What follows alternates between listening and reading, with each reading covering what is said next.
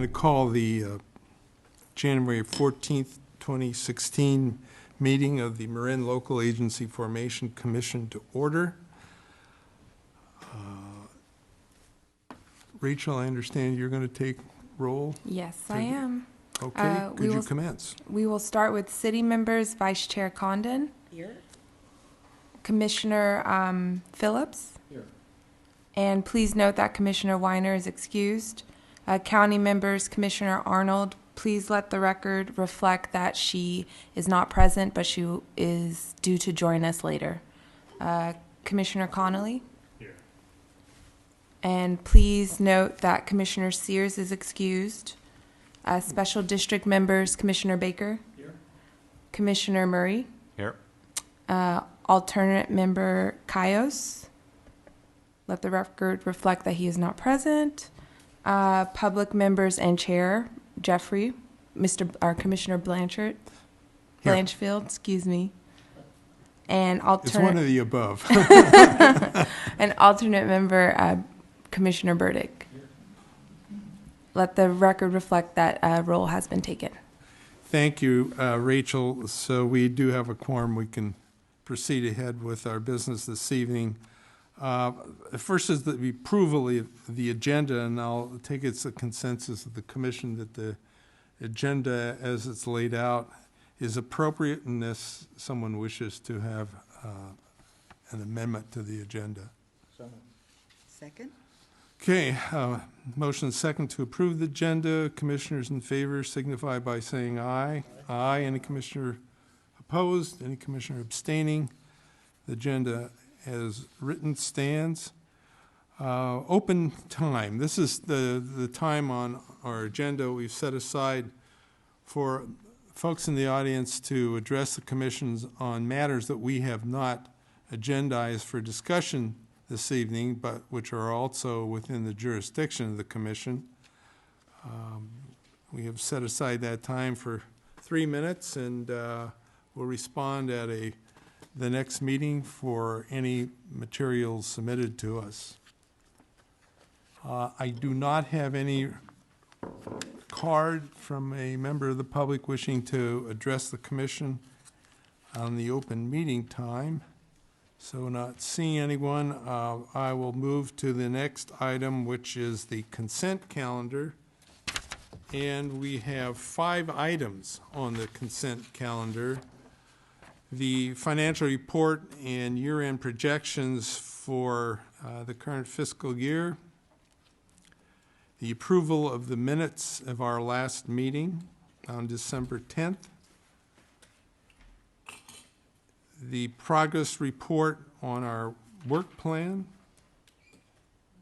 and current and pending proposals, which are for information only as required by the Act, and a notice of the expiring commissioner terms upcoming, also for information purposes only. So I would entertain a motion to approve the consent calendar unless some commissioner would like a matter taken out and discussed. So moved. Second. Motion by Commissioner Conley and second by Commissioner Baker to approve the consent calendar. All those in favor signify by saying aye. Aye. Any commissioner opposed? Any commissioner abstaining? None. We have passed the consent calendar and moving to the second page of our agenda to the public hearing matters. The first matter is agenda item number 6, which is a municipal service review on the countywide public water services. And that's the majority of the paper that has been distributed to Yes, it you. is. And in the staff report for this evening. Keene? Thank you, Chair. So, as mentioned, this public hearing is for the Commission to consider really the last few steps tied to Marin LAFCO's scheduled Countywide Municipal Service Review on Public Water Services, a study that has been more than a year in the making and is ultimately set to culminate with the Commission considering two separate and related actions, which you do happen to have before you this evening. First and foremost, this includes the Commission ultimately taking action to accept and file the final report that your staff has prepared, okay, that under LAFCO law represents this agency's independent take on the availability, performance, and need for public water service, all as it relates, okay, to your prescribed growth management responsibilities under state law. So that's ultimately the first action that is being asked of the Commission eventually. The second action is for the Commission then to adopt a resolution of approval that codifies the written determinations and recommendations that are included in that final report. And that includes addressing all of the factors, okay, that the legislature tells you and your 57 brethren across the state you need to address in some fashion anytime you perform a municipal service review. And these factors, okay, they run the gamut from the Commission's independent take on population and growth projections, your own take on infrastructure needs or deficiencies, and, among others, your own take on opportunities and merits therein for government reorganizations. Now, as I mentioned, these two items are before you this evening as part of this hearing. Now, staff is ultimately recommending that you spread these items out over tonight and into your next meeting set for February 11th. If for no other reason, certainly, as the chair noted, there's a lot of reading involved in this. But that said, and we'll go in a little more detail, tonight's an opportunity for the Commission to do some of the lifting. And that includes staff doing their part in covering four key points that underlie this study and what is ultimately before you and where this is going. And I have the talking points up on the screen, but that starts with a little context. And very briefly, I want to talk about what the legislature expects from this Commission when you do this type of study and some of the thresholds that they set for you. Then I want to talk a little bit about the assumptions and benchmarks that your staff has incorporated into this analysis that inevitably, okay, it does color the analysis and it does affect the outcome. And then, of course, talk about some of the key conclusions and recommendations that are before you. And again, it's the recommendations that ultimately are before the Commission to adopt. And then finally, I do want to talk about some of the changes we've made to the final report compared to what you saw a few meetings ago with respect to the draft. And to be very clear, yes, there are some changes, and I do want to go over those. Now, in terms of time management, I'm guessing I need about 15 minutes to cover these 4 points. Certainly at the chair's discretion, if you want me to slow down or hurry up, we can do that as well. But then ultimately, we are looking for the hearing to be opened and eventually have these two discussion points, the Commission's temperature on this final report that we brought to you, if you feel that it is sufficient to your expectations, and then transition to the actual resolution that we have and those specific determinations that we've prepared. Yes? Would you rather have the commissioners hold any questions they have of you as you proceed with explaining this to the end of your presentation or during it? Or do you care? Oh, I care. And if possible, to hold them. But certainly if there is a point of clarification, certainly interject. But what I was hoping that staff does there, maybe 15 minutes of an overview, the Commission provides some initial comments, and that will set the stage then to hopefully get some testimony from attendees. Okay. Very good. So let's talk about a little context to this. The legislature, as you know, tells all 58 LAFCOs, you are now to be in the business of preparing these municipal service reviews every 5 years.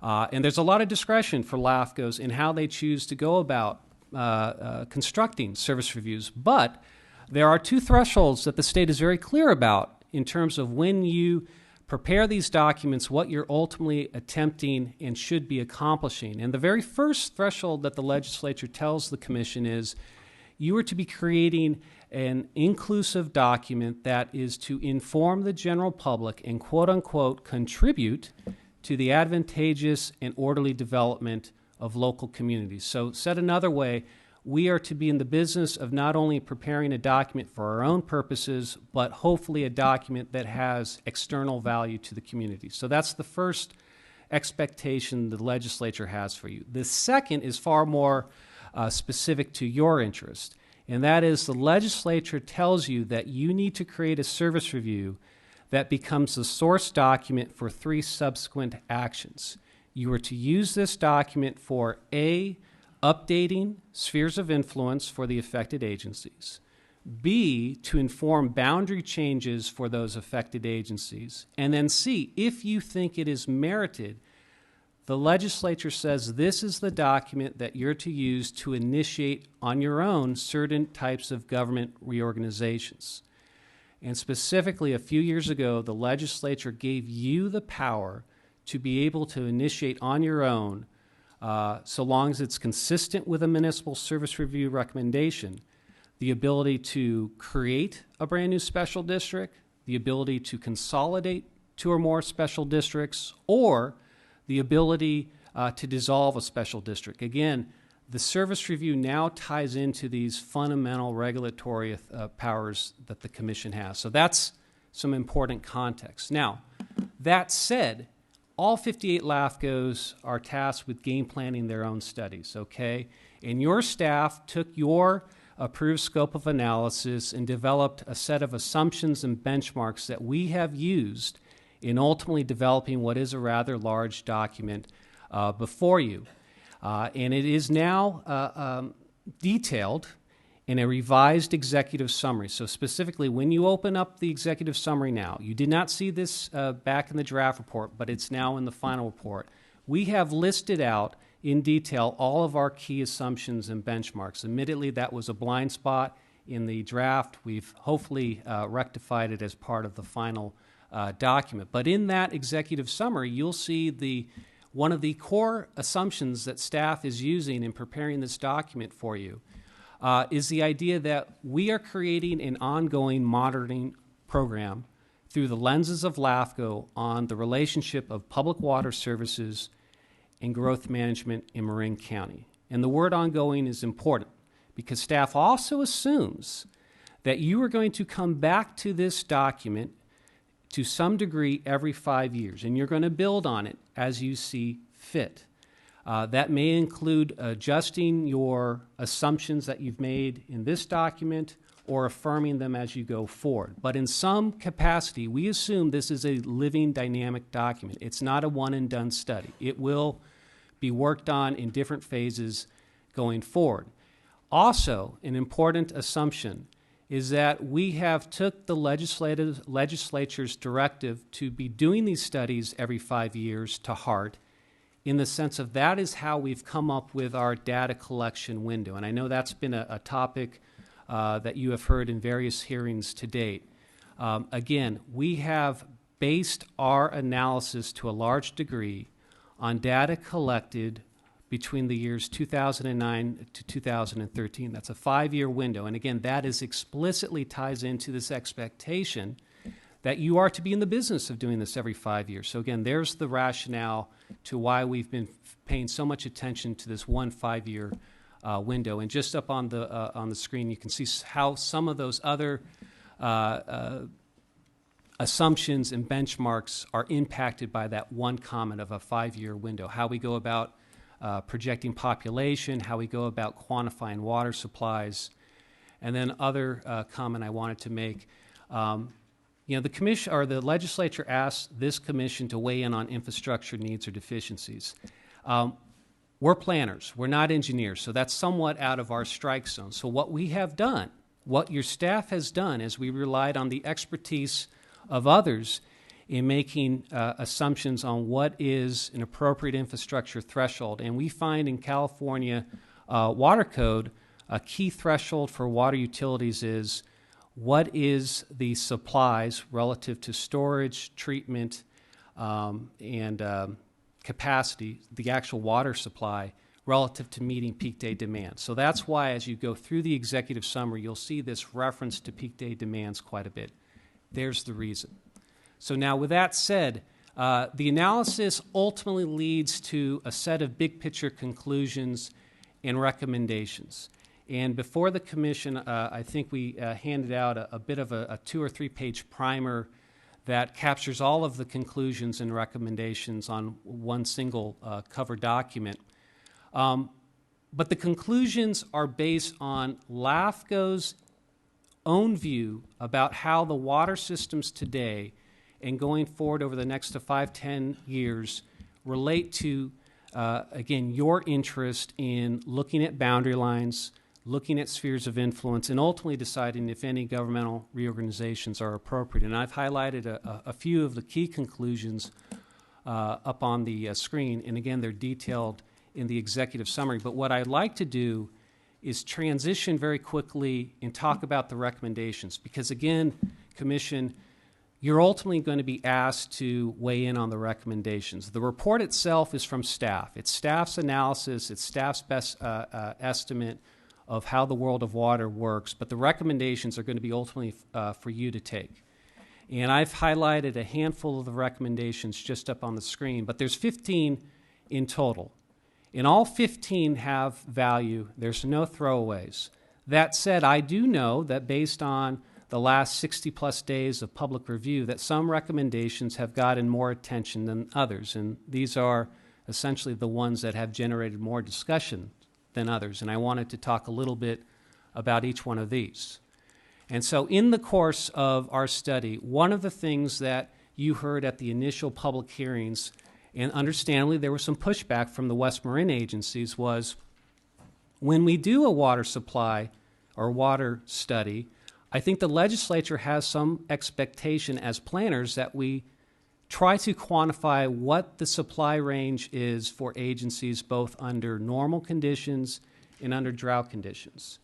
And admittedly, our preference would be to rely on the agencies themselves' own analysis on that type of quantification. But what we found in the course of this review is that, understandably, the West Marin agencies haven't gone down that path per se in quantifying their supply under drought conditions. So being the adventurous types, your staff said, well, we can do that. And so that's what we did. In the report, we have done our preliminary effort at quantifying supplies for the West Marin agencies. But we recognize the better number should come from them. And so one of the recommendations we have, and I think it's been well received, is that the West Marin agencies come together for some cost efficiencies, and they prepare their own water supply analysis based on some shared planning assumptions and come back to us. And maybe our number is off, but I think the key is to start developing that traction and hopefully seeing, again, the agencies matching the supply with, again, these different periods, which, again, under LAFCO law is of interest to you. So there's one recommendation. The second one we have up there is about supply enhancements. Now, all of the agencies, to one degree or the other, certainly have been focusing a lot on conservation, and for good reason. To a lesser degree, now this is staff's perception, there hasn't been as an equal, not at least for all the agencies, an equal amount of attention paid to supply enhancement. And so one of the fundamental comments your staff has made in the recommendation is look at both sides. Conservation is great, but you can only conserve so much. Ultimately, there is going to be new growth in Marin, albeit not as much as other counties, but there is going to be new growth in a enhanced water supply. A raw number is ultimately needed. And I think it's an appropriate thing for this commission, given your interest under state law, to advocate for that to be a policy focus. Third, in the draft report we came to you and we noted through the LAFCO lenses, we identified a couple of infrastructure improvements for both Marin Municipal and Bolinas Community Public Utility District. The way we framed it in the draft report was probably out of tone. And so we got some feedback from the agencies and we agreed. And so one of the things we have identified here for you is, yes, through the LAFCO eyes, we think that Bolinas should consider expanding its water treatment capacity. And yes, we think Marin Municipal should consider expanding storage in Ross Valley to meet existing peak day demands. But we've done it now in a manner that recognizes, hey, both agencies have to take that into account with respect to local priorities and resources. And I hope that the agencies take that revision in mind. And then the last two are actually directed to the LAFCO. So when we do these service reviews, certainly a lot of the conclusions and determinations, they're aimed at the affected agencies. But we've identified a handful of things that we think that this commission should ultimately consider working on going forward. And two in particular I wanted to highlight. The first one being certainly of interest to a number of constituents, and that is we think that there is merit and value for this commission to ultimately prepare an addendum that provides a primer on what are the benefits, the cost, and the viability of a consolidation of your two East Marin agencies, North Marin Water District to the north, Marin Municipal Water District to the south. Staff is not saying that a consolidation makes sense. What we're saying is that under LAFCO law, you are certainly prompted by the legislature to at least give a good explanation as to why or why not that type of consolidation makes sense, or does it make sense. We also know that that type of analysis is too much to incorporate into this document at this time. And so what we're recommending is that the commission consider this as part of future work plans. Maybe not this year's work plan, maybe not the following year's work plan, but it makes sense for at least to be on the table for discussion. And I'd be happy to come back to that in a little bit. And then finally, one of the functions of the service review is just to look at the boundary lines and to identify, hey, are there any outliers out here that just seem a bit odd relative to our interests? And the most immediate, and there are a couple, but the most immediate that warrants, I think, the Commission's attention is when you look at North Marin's Water District's physical jurisdictional boundary. I'm not talking about their sphere. I'm talking about their actual jurisdictional boundary. They take up about 7,000 acres of unincorporated land in West Marin, land that covers places such as Marshall, that as of today, and if you look at any planning document, there is no expectation from North Marin to serve these areas. So you have this immediate disconnect with LAFCO law with respect to where this district's boundary is versus the expectations and realities of future service. So our comment is this would be a good opportunity for LAFCO to work with North Marin and the community, and admittedly I did not include that word in the draft. I know there are people here who have correctly pointed that out, that we need to see about the opportunities perhaps for reorganization. And if we can make the sales pitch that this is actually a good thing, and I believe it is, if there's enough momentum, perhaps talk about special legislation. But that's a long way from here, but it's at least worth noting in this document right now. So I've covered kind of the background to the why of the study.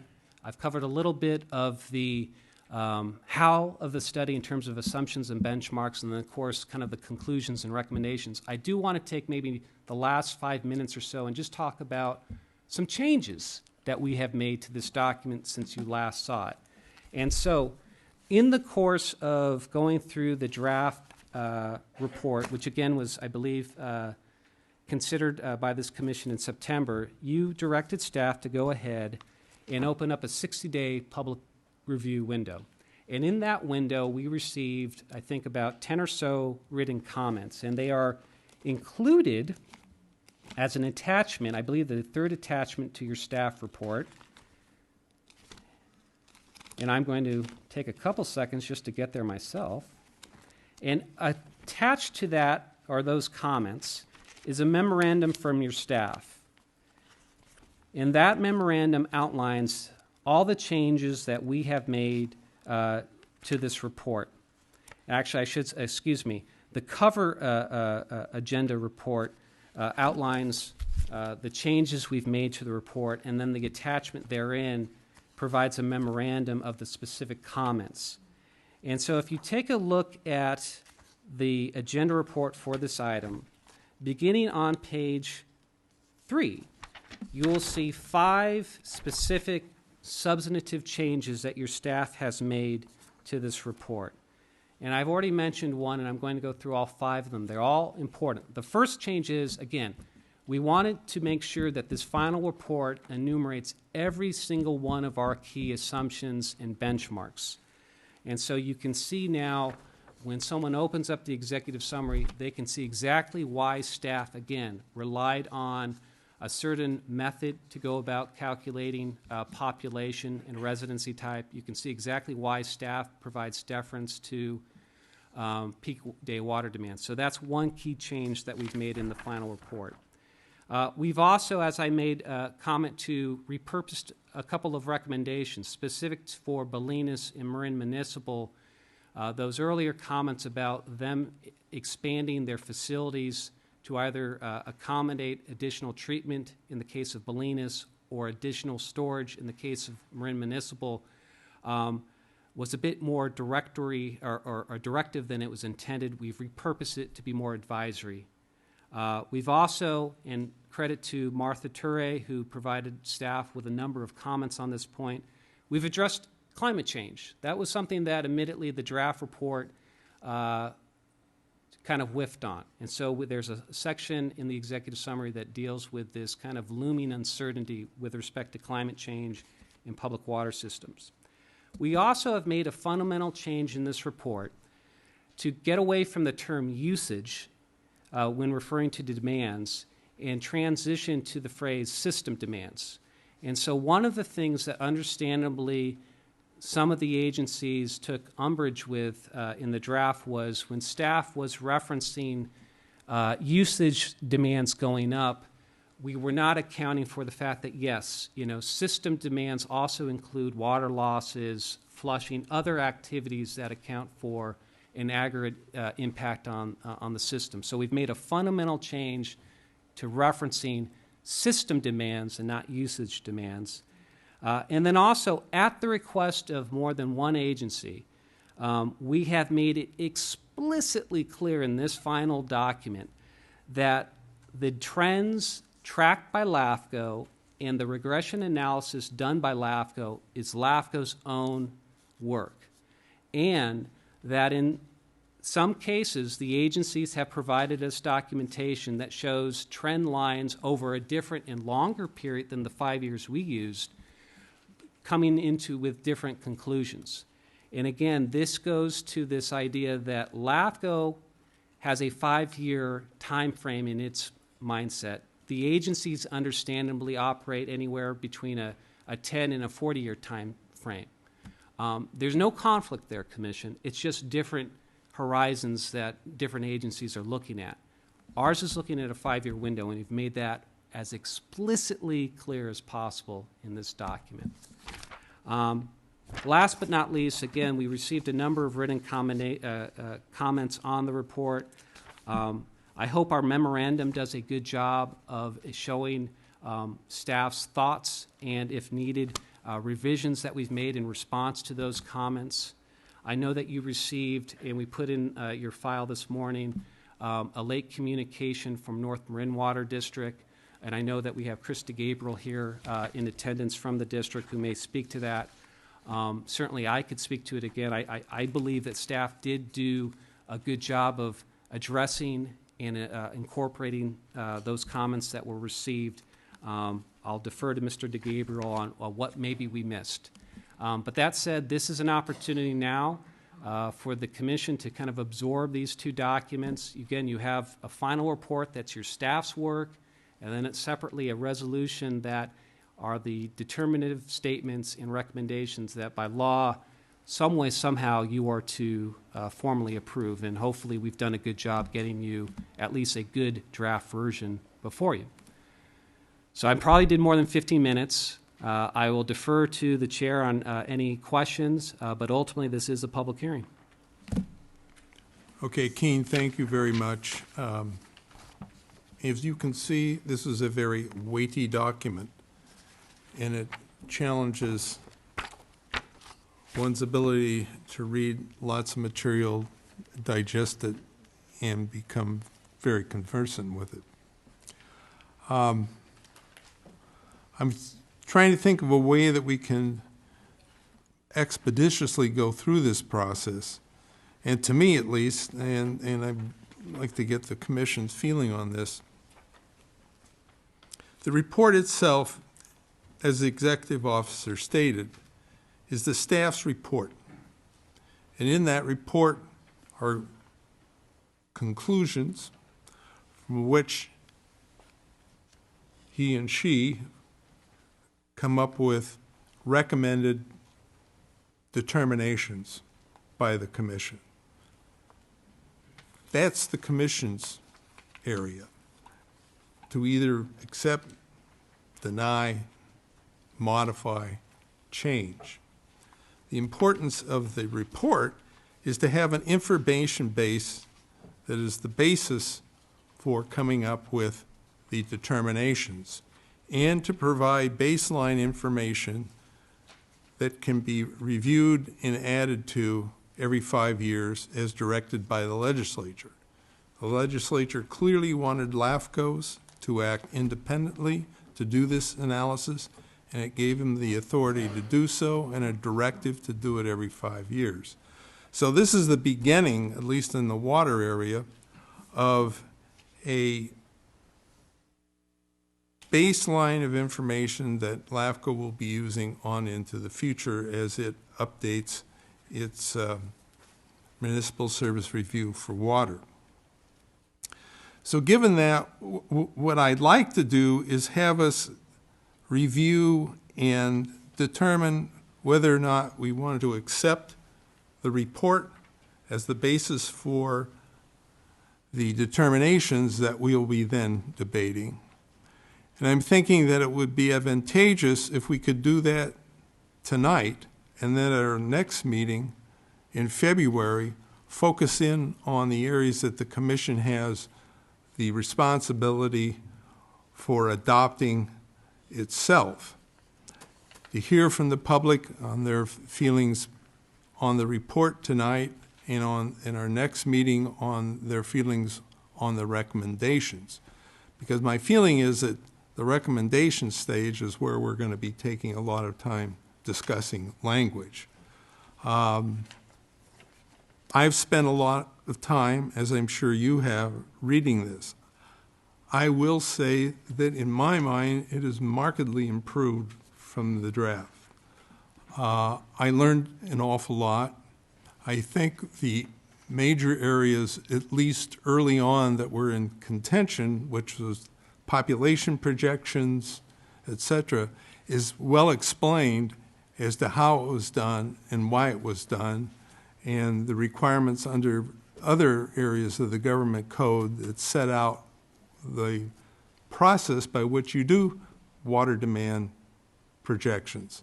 And so I think that that is very helpful to have that information in there, because it helps explain why certain things are done, and that it is not just at the staff's whim as to how they'll do that. So what I'm thinking is, if we can get agreement on the report itself, then we can put it up on the shelf, and next meeting go to the resolution of determinations and continue our discussion in whether or not to adopt or to modify the recommended determinations at that point. But I would surely like to hear the commission's thought on that before we proceed. Anyone have any different idea on how they feel we could systematically go through this and come out with the requirements that we need? Yes, Commissioner Carr.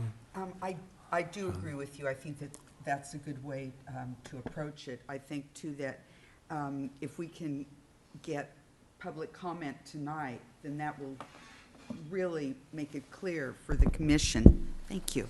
That'll make it clear for the commission to decide if any changes or modifications need to be made.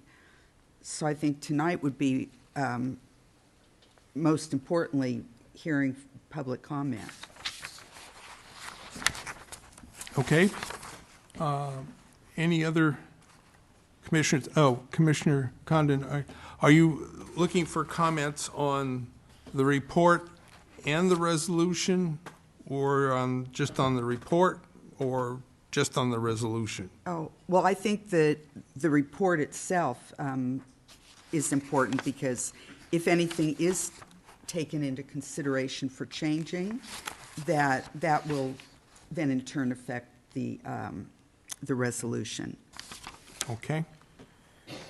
Any other commissioners with thoughts? Commissioner Conley? Yeah, I guess just in connection with that, I'd be interested in, there were a lot of written comments submitted as well.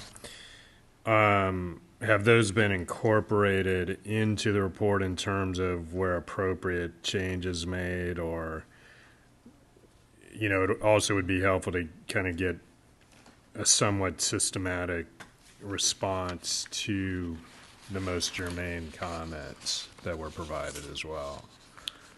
And through the chair, yes, so. Yeah, I think that would be a good idea, because that was one of the concerns that the commission had, is how are we going to respond to these comments? I think in certain areas in here, you make reference to that, but summarizing it for us would be very helpful. Absolutely, and if the commission's pleasure, I can do that right now, or, okay. Yeah. So just to draw everyone's attention to attachment 2 to the staff report, and it's in memorandum form, and it is my outline of all of the comments that we did receive on the draft report. Keen, can I hold up a minute? Because Yes. I know if I'm having problems finding it, there Sure. may be one or two others in the same boat. So when you say attachment 2, So if you are looking at the agenda report that is tied to the study, now the study itself is attachment 3 to the agenda document that you have. And so perhaps about 6 pages into the agenda report, you'll come across attachment 1, which is a copy of the notice of public hearing or notice of public review that we prepared. And then attachment 2, which again is in memorandum form, the subject header being supplement to agenda item number 6, written comments received. okay, so attachment number 2 is up in the right-hand corner. Correct. It's in red. And Correct. it follows page 2 of the notice of public review and comment, attachment 1. So it's just a couple of pages in from the very beginning. Correct. And this is our effort at staff. Yes. I give a little chance for commissioners to find it, and if they haven't, you got it. Okay, go ahead. So this is our attempt to address, we received 5 comments from the public or persons representing the public, and then we received 3 agency comments. So we've divided our responses first to address those public comments and then the comments from the agencies. And hopefully we've done, staff spent some time on this and we've hopefully addressed all of the key issues, but ranging from the public's comments, which are mostly technical comments, for example, and yet I still figured out how to mess it up in the memorandum. Stacy Henderson correctly pointed out that I kept referring to something called Dog Patch. In fact, it's actually called Dogtown. So there's an example of a technical correction. We had comments from Scott McCown about the desire to see all the written comments that were received on this document included as an appendice to the final report. We've done that. Okay, so the first comment. The first comment was Scott, just that. You've included it. Yes. So that takes care. And we got Dogtown now, correct. We got that. Matthew Lewis provided us some input on the world of Bolinas with respect to groundwater use at Mesa Park. As we noted, we've incorporated that into a footnote to clarify that previously undocumented use. We got a comment from the East Shore Planning Group, and I know we have a representative here. Mm-hmm. Commissioner Arnold is here just in time. Good. Is she the representative? No. So East Shore Planning Group made a comment, and a good comment, that when LAFCO staff was talking about in the draft report about the benefit of a reorganization to take about 7,000 acres out of North Marin Water District, given it doesn't serve those lands, there doesn't seem to be any plans in the future to serve those lands. Lori Kyle, president, who's, by the way, in attendance tonight, correctly pointed out, you've talked about meeting with the county, the district, and everyone else. What about the residents? Point well taken. So we've amended the draft report, or the final report, to include that being an important aspect of any outreach. And then, as I mentioned earlier, the final comment that we received from the public, Martha Ture, provided a number of observations, and you can see kind of in bullet point or arrow form staff's response, perhaps the most pertinent being Martha pointed out, hey, we're kind of in an odd scenario. You're talking about water, but you don't talk about climate change at all. We've added that not only as a conclusion, i.e. the commission should be in the business of incorporating climate change into its analysis, but also be a conduit to get some expertise on this particular field and incorporate that into our next study. And so now we transition to the agency comments. Now these get a little more volume to them. I think I've talked a little bit about Bellina's observations that they would have preferred a study that had a longer data window and not the 5 years that we use. Hopefully we've explained ourselves well as to why we use the 5-year window. Inverness Public Utility District also points out that there is this overlap that I referenced with North Marin Water District actually overlapping Inverness Public Utility District, and they said, understandably, if you're going to do a reorganization, it'd be nice for you to look at our issue as well, and we agree, and that's in the report. And then last but not least, actually we have two more comments. North Marin Water District provided us, as well as Marin Municipal Water District, a number of helpful technical comments. We didn't highlight them all in our memorandum, but they certainly helped get that final report even better. And there were some comments from North Marin about some concerns they had about our comment towards looking at a reorganization, a consolidation of their agency with Marin Municipal. I get that. I understand why they would have some concern. I think we've provided some good feedback as to our thinking on that topic. And then Marin Municipal, although they agree, and I know Michael Bond is here from Marin Municipal, he may speak to this. When we suggest to Marin Municipal, maybe you should go a little further into the world of water supply enhancements to accommodate future growth, they correctly came, or not correctly, to their eyes, they came back and said, we think that's a great recommendation, but we think it should be used under the premise of enhancing the supply for existing residents, not necessarily being a tool to accommodate more growth. So just a different perspective perhaps on the same topic. So I'm going to pause here. I don't know if Commissioner Connolly, if there was any particular comment that I could go back into more detail, or if the Commission had any observation of any written comments that you see in your packet that you'd like to see staff vet out a little more, either now or after you hear some testimony. I mean, that seems to be the ongoing tension. No surprise is, are we, or is the report tying some sort of projected future growth to a recommendation of enhanced water supply? Mm-hmm. And once you get into the projections, it's how are they come up with? We know that historically there's been, and even in recent time, little to no growth to speak of in Marin.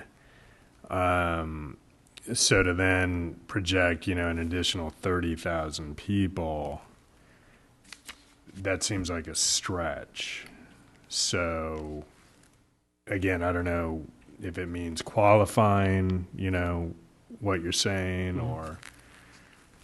So, so LAFCO's task of trying to come up with its own projections for growth, we did two things. One was we looked at the next 5 to 10 year range, and based on, again, our own regression, we came up with actually a relatively small number. I think overall we project a change of less than a 0.5% each year, which is less than what our friends at the Association of Bay Area Governments came up with.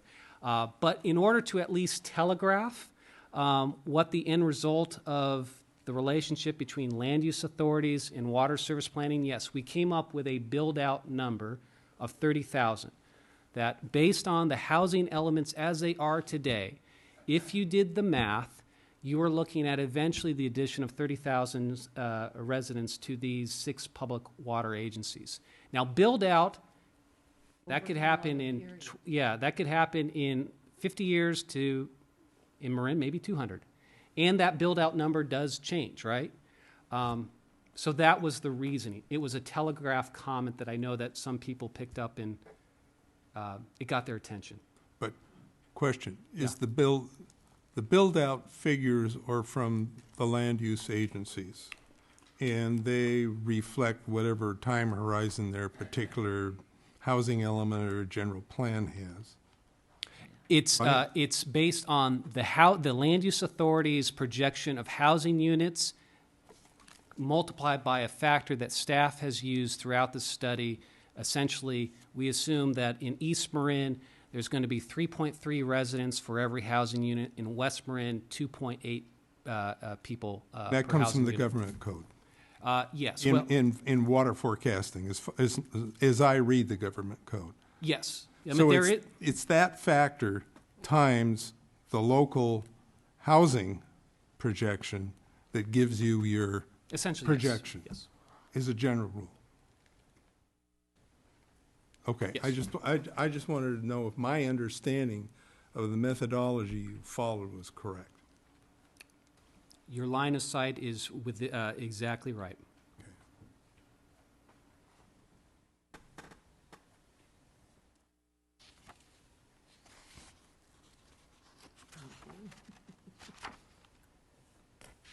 So, and those items that you say we've addressed that, or these were helpful bits of technical information, that's included in the final draft as opposed to missing in the original draft. Correct. So again, the final report incorporates changes that have been engendered by a review of all these comments. Now, hey, some comments staff respectfully disagrees with, and we make that comment in the memorandum for hopefully reasons that are well articulated.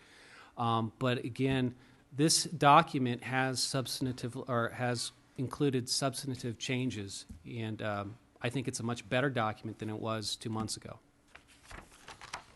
I think it's better to understand what you were doing, what your methodology was, which was important to me, particularly for population forecast.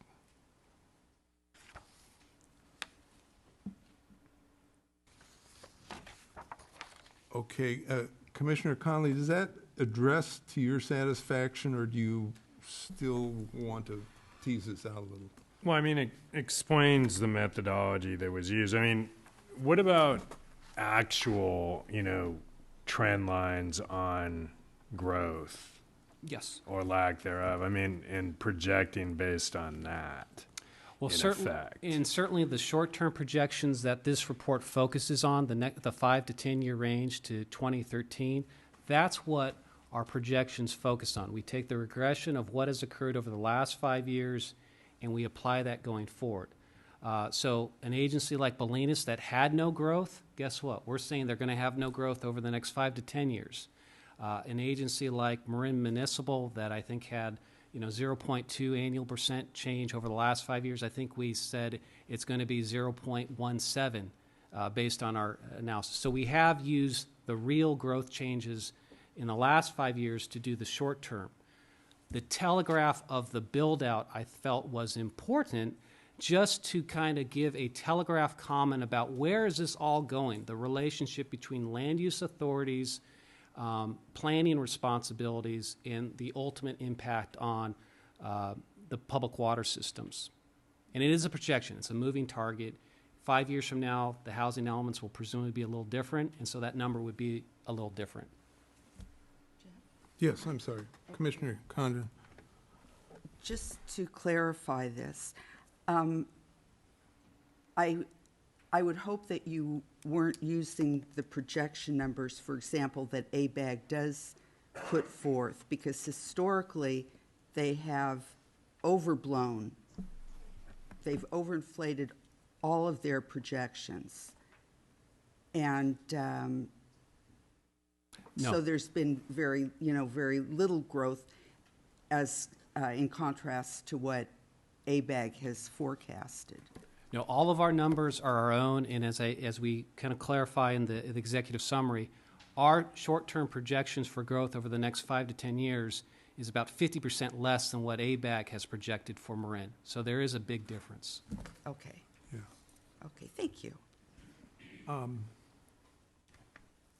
Yeah, that's what I read, is a significant difference from what the ABAG projections and then allocation of housing units to Marin. And I'll correct myself. Our projections are 5 times less intense than what ABAG has projected, Yeah. or 500%. So in doing a 5-year projection, which is pretty difficult to do, I mean, it's a microcosm, it's pretty much a straight line that you've got for most of the, following the most recent trends, is things just aren't going to change that much, except in a few areas they could. And if you look forward way out, we either have a water deficit or we don't. And it's good to know, and particularly for those parts of the Bay Area that should be doing this, that are forecasting a great deal of growth, whether or not they got the water for it.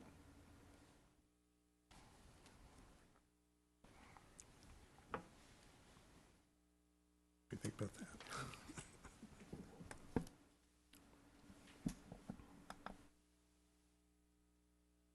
It's back on. Yes, Jack. Yeah, regarding the many comments from water districts, subject close to my heart, as you would understand, from talking with Keene and reading the. Check your mic.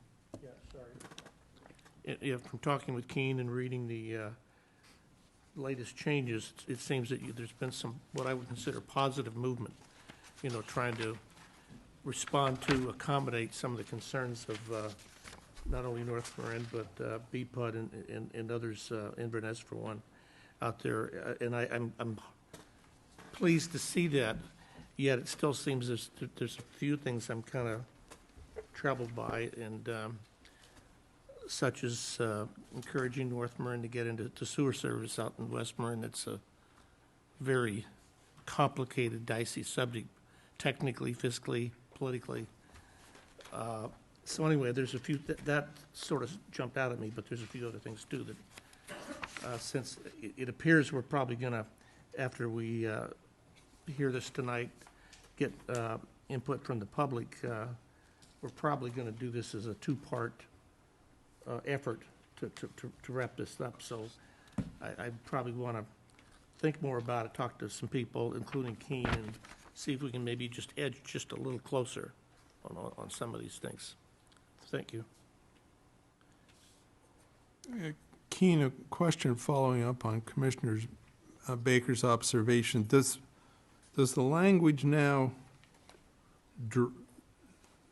direct or suggest that this should be done or should be considered? I think language is often important in cases such as this. So it's not directive by any means. All of the recommendations that we had identified, and in particular, for example, the... I just need a cup. Oh, okay. Oh,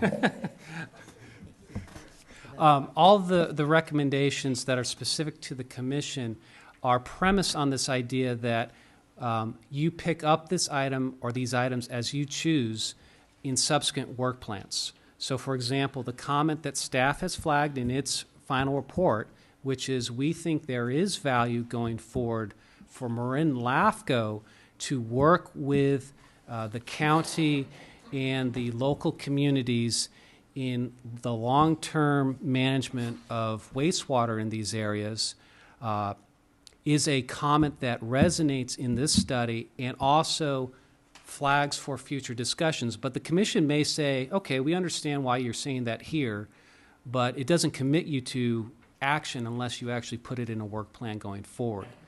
Okay, so staff feels there's some merit there and feels that the commission should analyze that. Yeah. And Relative would do to your that- resources. Well, relative to the resources and the obligations it has under its enabling legislation to do those kinds of things. But it should look at it and make its determination based on discussing the matter with the affected water districts and other interested parties. Okay, I just want to make sure where you're headed with that. Okay, any other questions, Craig? So I want to thank our executive officer and staff for a real comprehensive report. It has been a lot of changes that have been adopted in this municipal services review for the county water services for West Marin. What I've noticed going through it is there seems to be kind of actionable items, things that you could go through and say, okay, well, this is kind of the next steps, things that everyone should be working on.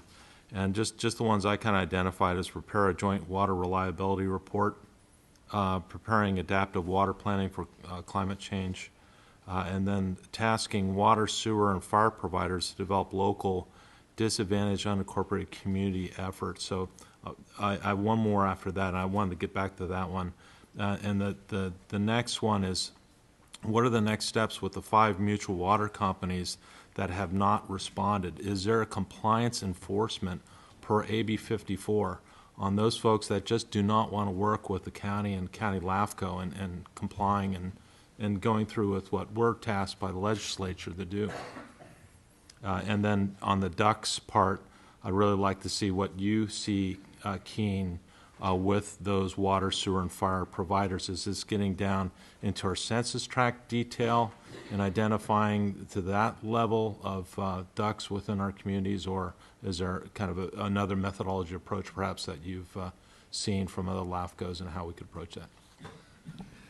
Well, through the chair, so Commissioner Murray is commenting on 2 recommendations, or a couple of them. One is we are recommending, as again, for the commission to take up as it chooses in future work plans, that we work with water, sewer, and fire protection agencies on a policy that ultimately reconciles your directive now under LAFCO law to be a agent to address quote-unquote disadvantaged unincorporated communities, or DUCs, relative to making sure that they have equal access to a range of municipal services. We don't have a policy on that.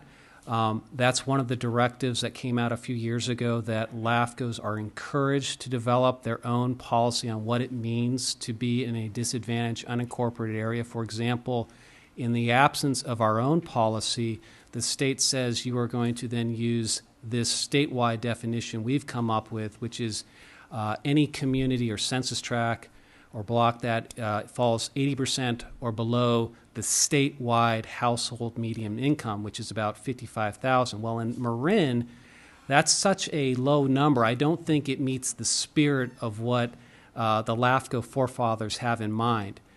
So that's one of those policy projects that we think at least should be on our radar.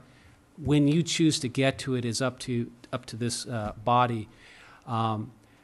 And then I apologize, Commissioner Murray, there was another question or on a recommendation. Non-compliance, we have 5 Oh, mutual yes. water companies per AB 54, and how to deal with them. I wish I knew the answer. So a few years ago, Assembly Bill 54 was enacted that tells mutual water companies you need to start filing your maps with the local LAFCO. It also included legislation that created this very broad definition of what a mutual water company may be. So there's 2 problems here. One is I'm not actually quite sure what a mutual water company is relative to quantifying that in Marin, because you could look at the law and almost say any private water system that has 25 or more connections arguably now has become a mutual water company if it's not being regulated, if it's not a for-profit regulated by the Public Utilities Commission. So there's one problem. And then the other is there's no real explicit enforcement for mutuals to file with LAFCO. I suppose LAFCO could force the issue if it wanted to, but it's a statewide problem, and I think it's actually one of the cleanup legislative items that Cal LAFCO has been working on. So no answer to date on that. Craig, are you suggesting that these kind of action items shouldn't be lost in the shuffle here, that we should be able to track them so they come up? Yeah, so Chair, this might not be something just germane to Marin, but throughout the state. And I think Keene's working with one of the state senators on our issue in relation to JPAs, and this might be something too at this statewide LAFCO to bring up as well. If we're seeing problems here in West Marin with probably just a few small locations, it might be statewide, and perhaps for good governance, this might be something to take a look at. And again, this kind of reflects the level of detail that our executive officer and staff has done to bring these items forward, and so it really shows a lot of effort, and I want to thank staff. Thank you. Any further questions before we open the hearing and get comments on the report? Okay, I'm going to open the hearing, and I'd like to see if we can close the hearing tonight so we can just on the report, so that we can move ahead at the next meeting on the resolution and continue that part of the hearing to the next meeting. So I have one card before me, and that is Lori Kyle of the East Shore Planning Group.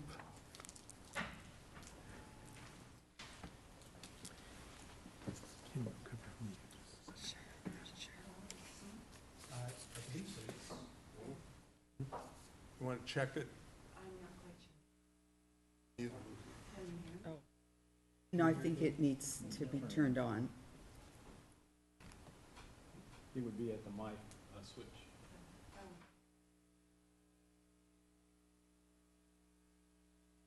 No. Speak a little louder. Not yet.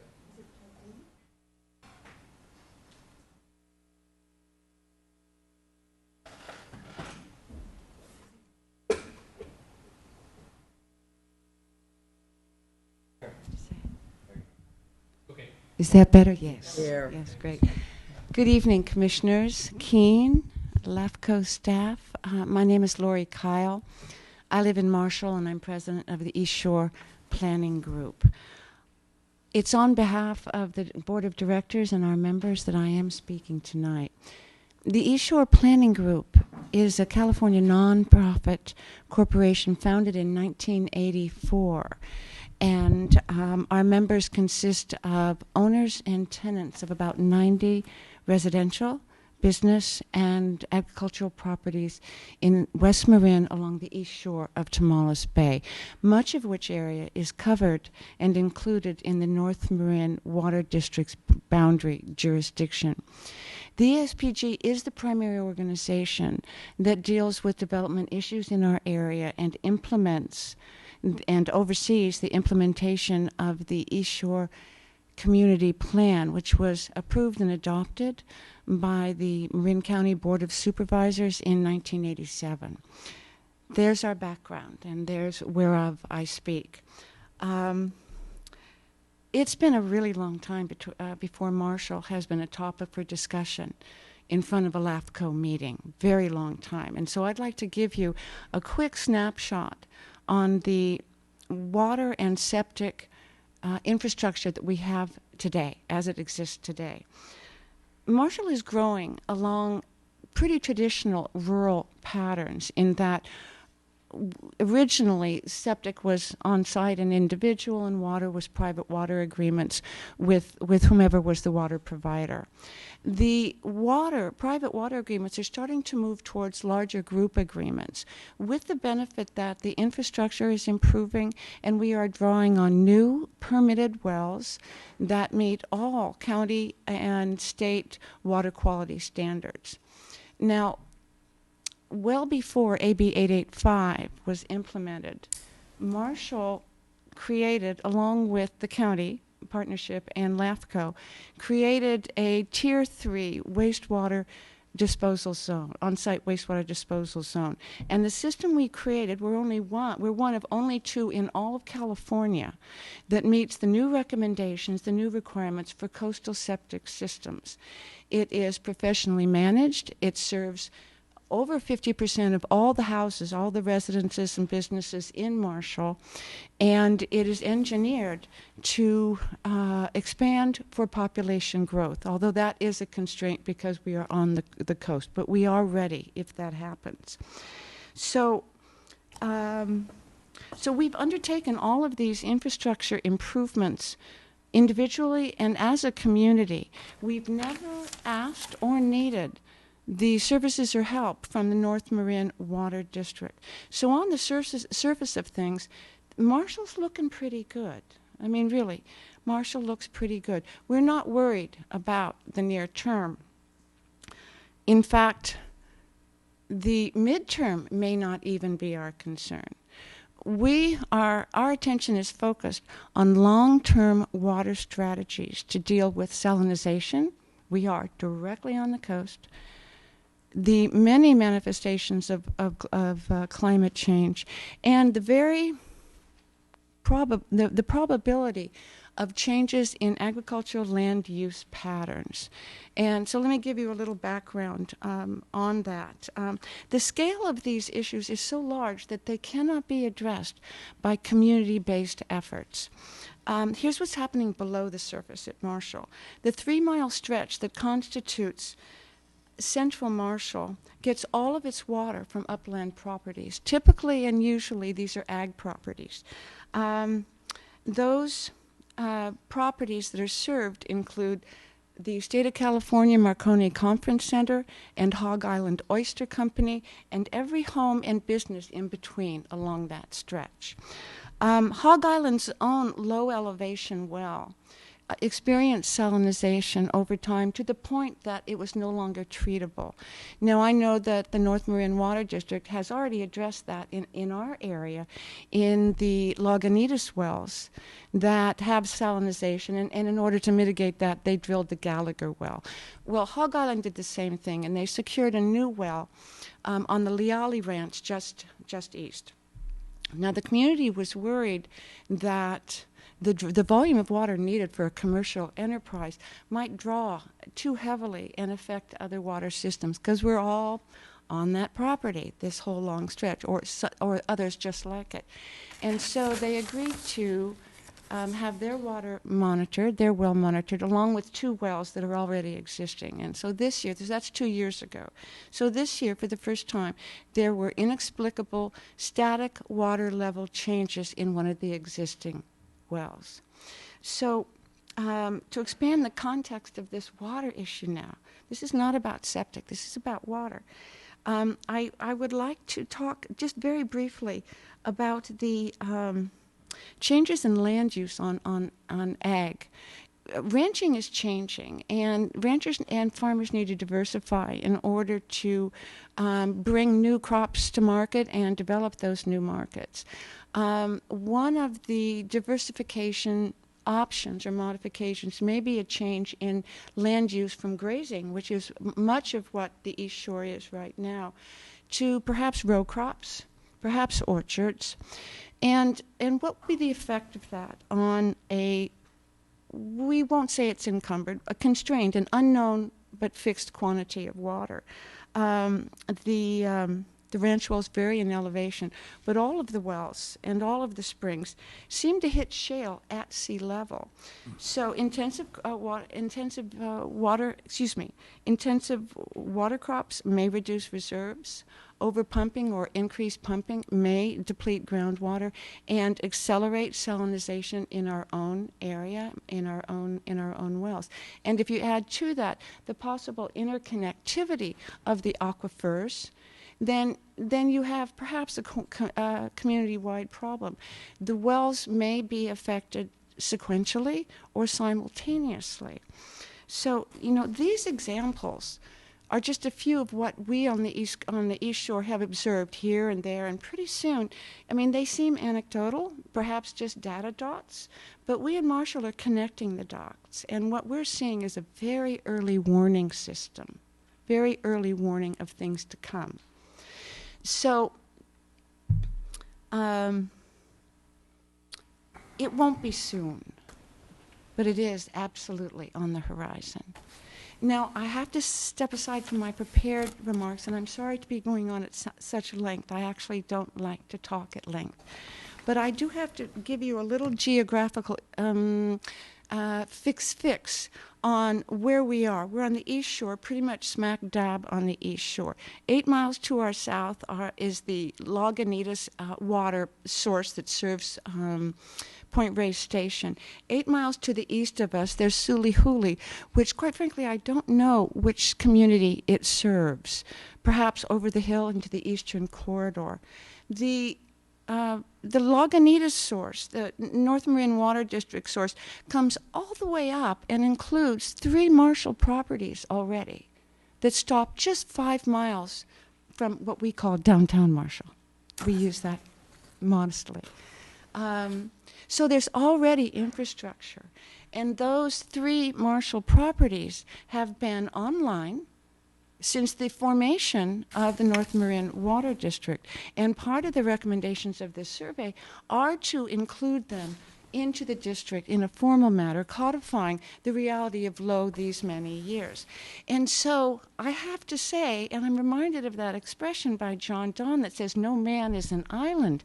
So if you take that over to our town and say no town is an island, well, I have to correct you and say, well, apparently Marshall is, because we're 7,700 acres, apparently, that wants to be spun off, that LAFCO wants to spin us off.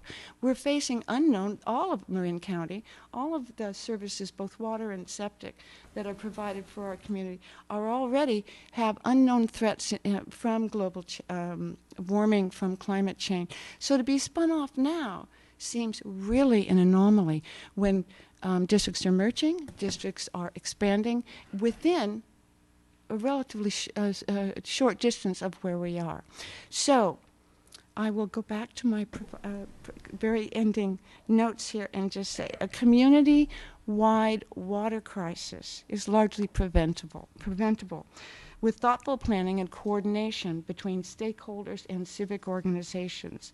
We'd like to take part and be considered in LAFCO's long-term adaptive water planning process. To do that, Marshall must remain within the district boundaries.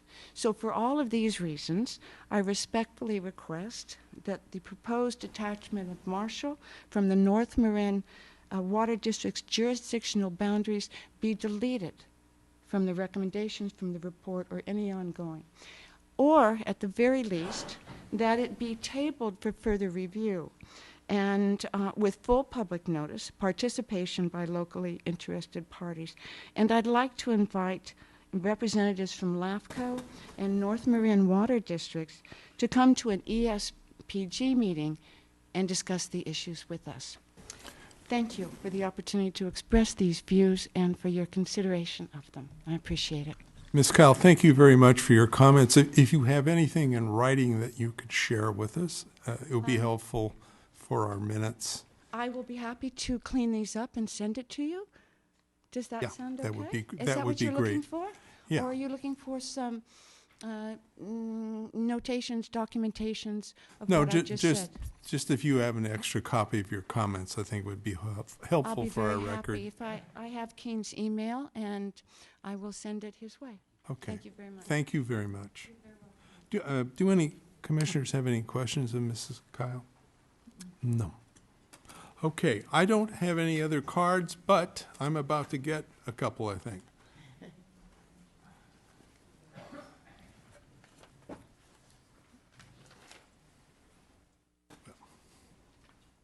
Thank you very much.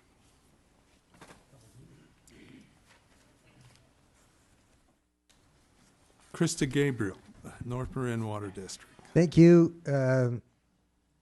So the last time I was here, I guess it was in September or October, I mentioned about how heavily regulated water districts are in California, and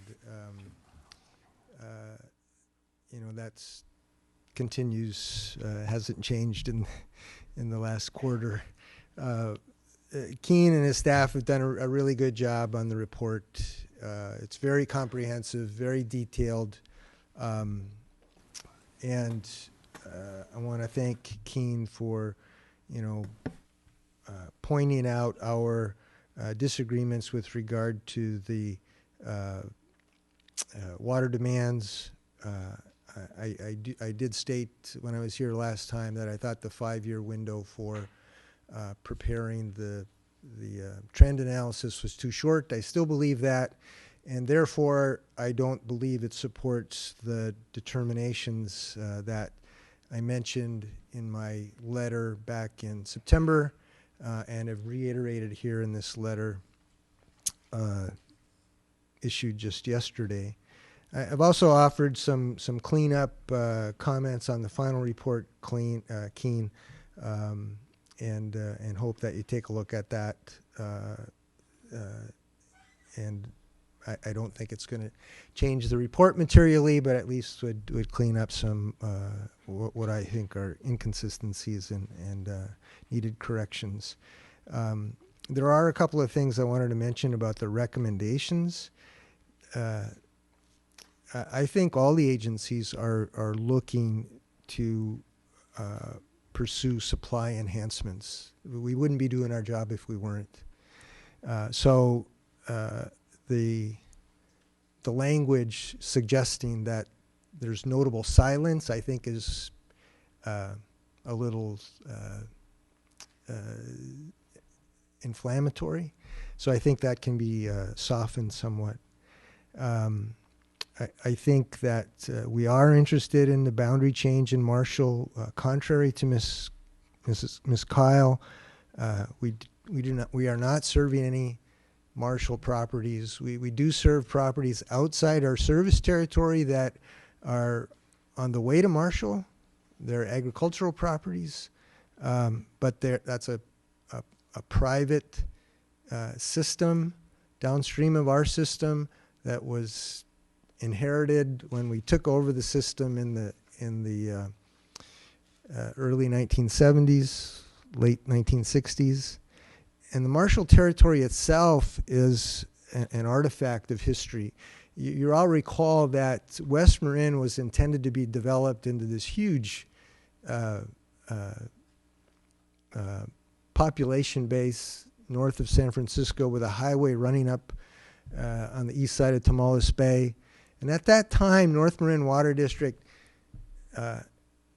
annexed this territory so we could look at developing a surface water reservoir which might then serve that potential development. That never occurred, neither the development nor the reservoir.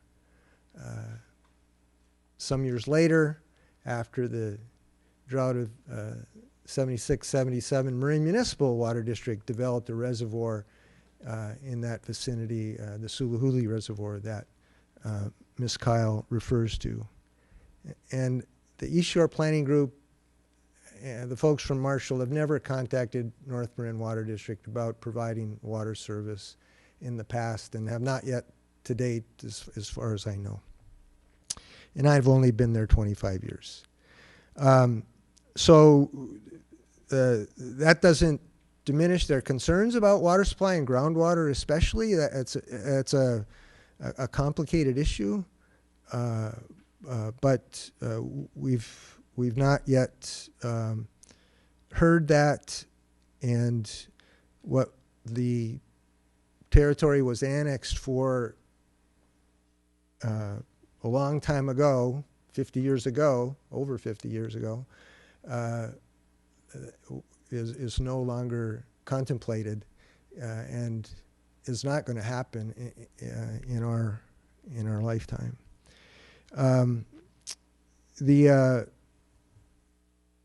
With regard to the consolidation study between Marin Municipal and North Marin, I think that's appropriate to address in this review. But again, that's something LAFCO might want or might not want to take on in the future. North Marin would be happy to entertain taking on Marin Municipal's service responsibility. I say that in jest, but I do think that the recommendation to explore potential community wastewater systems in the West Marin communities is completely outside of the scope of this study. You might want to take that up in some other avenue, but you didn't study wastewater at all in this study. So there's no nexus. It's someone's opinion, and it might be right, it might not. So it doesn't belong as a recommendation or a determination in this study. It might come up somewhere else, but that's for you to decide. And I guess the only other thing, with regard to the short window of the analysis, time stamps, different time stamps can result in different conclusions. So just keep that in mind. I don't expect the report to change. You've done an awful lot of work. I don't see you going back and redoing the report, and that's fine. But just keep in mind that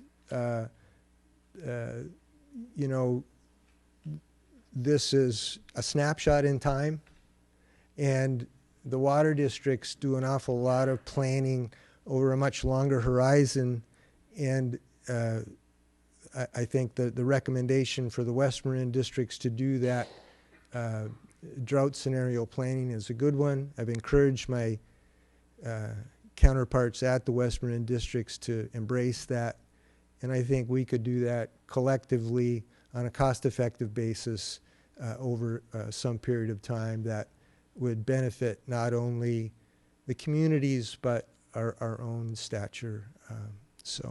So with that, I'll close and hope that you take a look at my latest comment letter, and thank you. Thank you very much for your input and all your valued suggestions.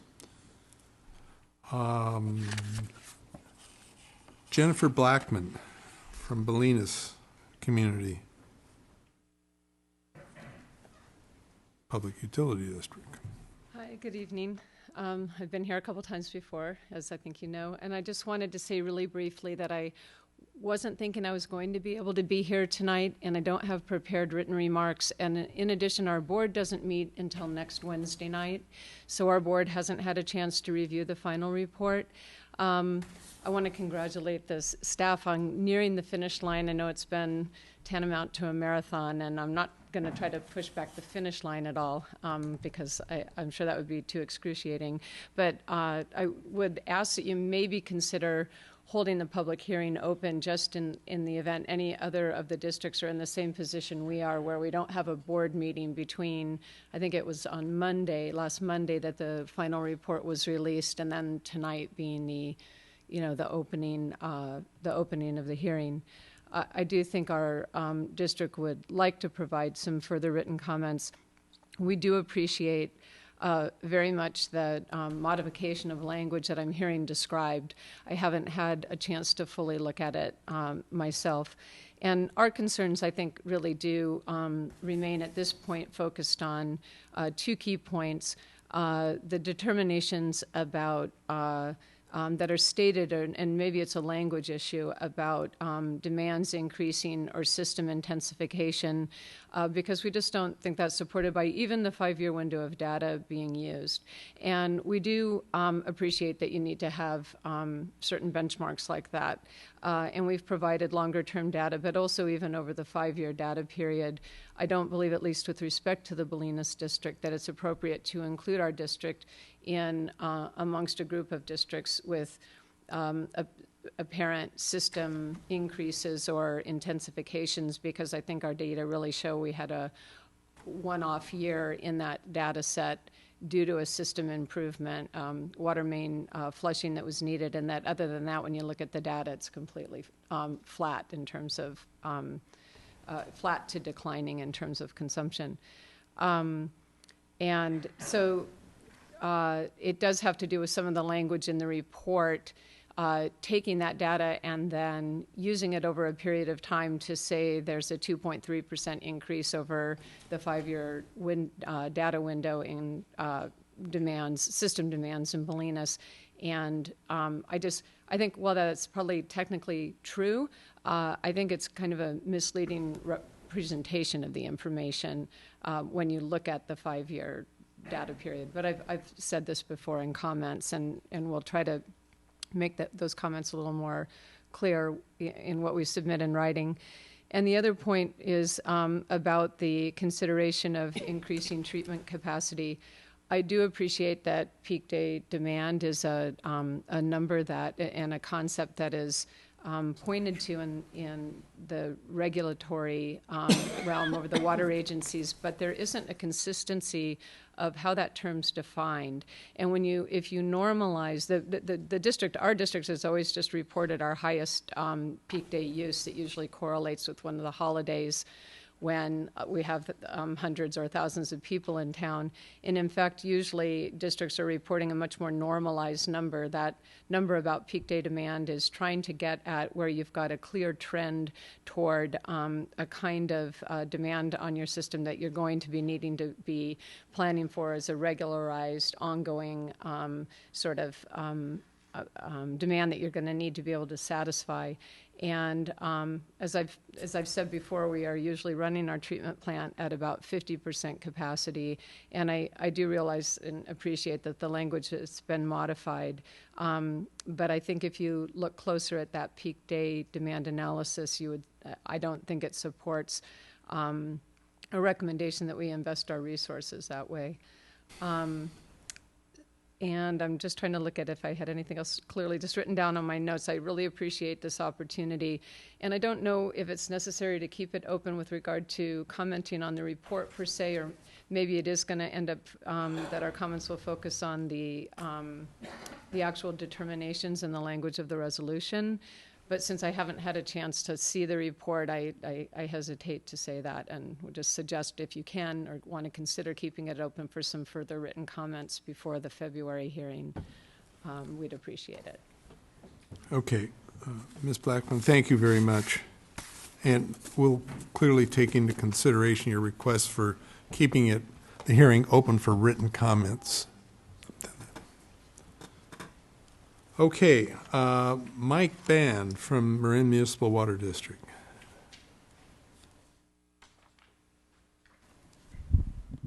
Good evening, Mr. Chair, Commissioners, Mr. Simons. My name is Mike Bond, and I'm with the Marin Municipal Water District. We greatly appreciate the opportunity to work with Keene on this report. It's been a very interesting journey, a 2-year journey, I think. When Keene first told us about his interest in preparing this report, I was impressed that he wanted to undertake such an incredible amount of work. And my hat's off to Keene. What we have here is an excellent resource for anybody coming to Marin wanting to find out about how water supply is provided in our county. So again, thank you, and congratulations on completing the report. And we have no further comment on the report that the Commission has prepared. But thank you. Mr. Bond, right? That's correct. Okay, thank you. Thank you.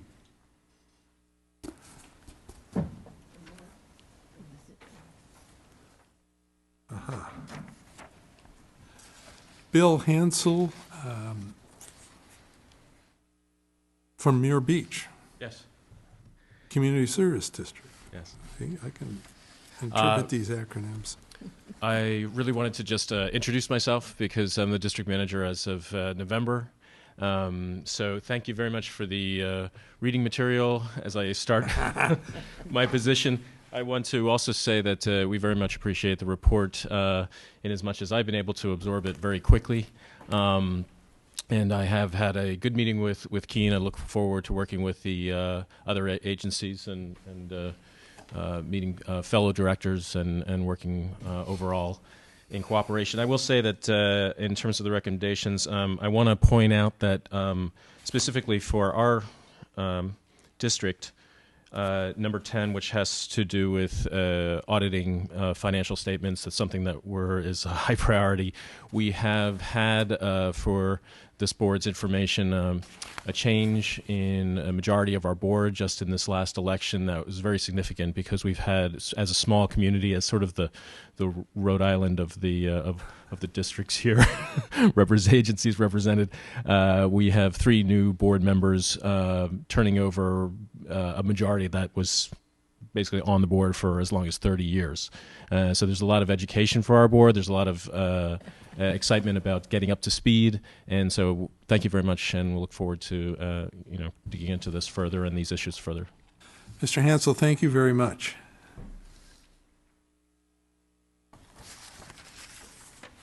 Okay, is there anyone else? I have no other cards. Is there anyone else from the audience that would like to address the commission on the report this evening? If not, from my standpoint, I think it would be good to keep the hearing open for written comments as requested by Ms. Blackman. Unless the commissioners disagree, I will take that as the consent of the commission. What I'd like to do now is, if the commissioners have any additional questions, discussion they wish to have with the executive officer, this would be the appropriate time.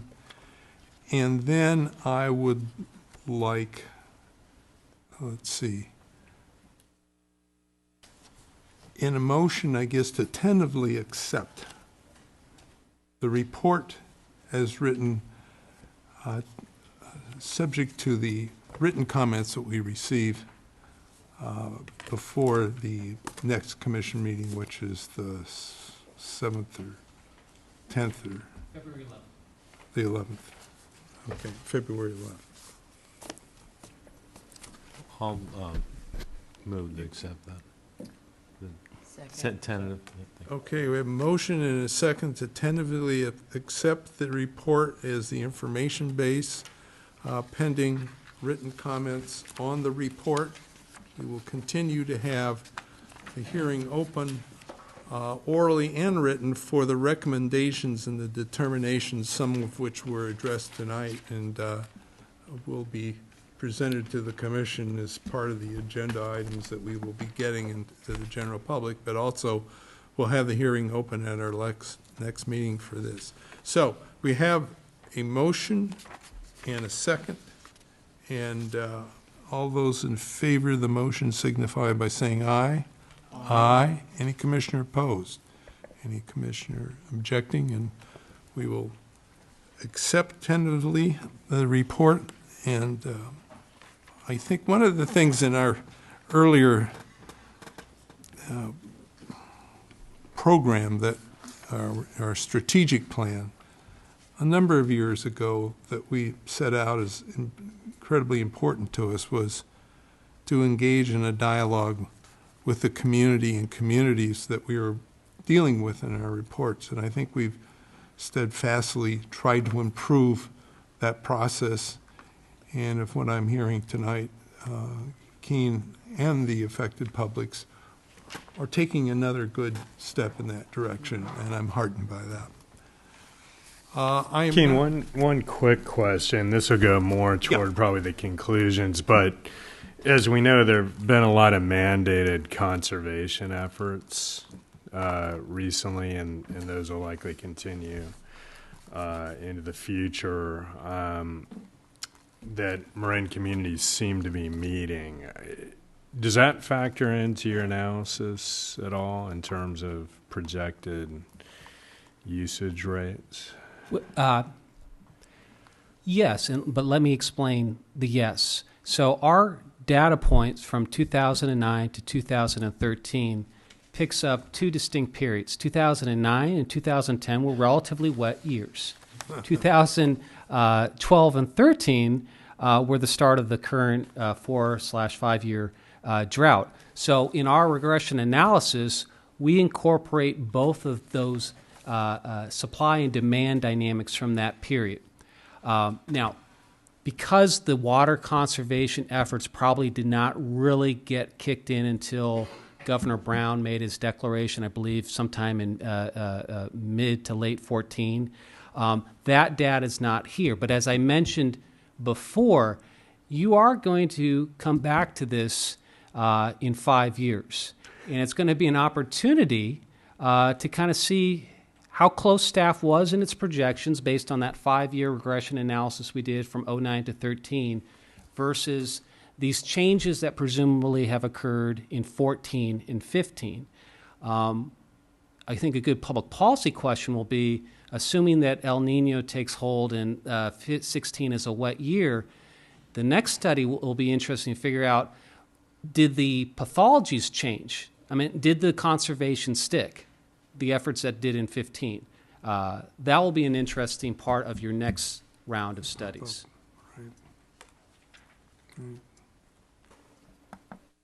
I don't know if Commissioner Conley was also thinking about the effect of the incentives to conserve.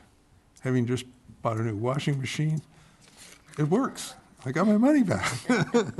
Well, Mr. Bond is not here, but he did provide in his letter a comment that, again, we didn't pick up because we weren't looking at 2015 financials, but Marin Municipal made it very clear in their letter that please note that our water sales have really dropped in 2015, hence some cascading financial issues. A, LAFCO be aware, and B, you might want to focus in on this on your next review. Part of the reaction to the conservation efforts. Yeah. Interesting. Okay, I'm going to move to the next item, number 7, which is consideration and possible approval of a scope of analysis on wastewater services in Central Marin. And Rachel, you're going to present that? Yes, thank you, Chair. So I'll give a brief overview of the municipal service reviews.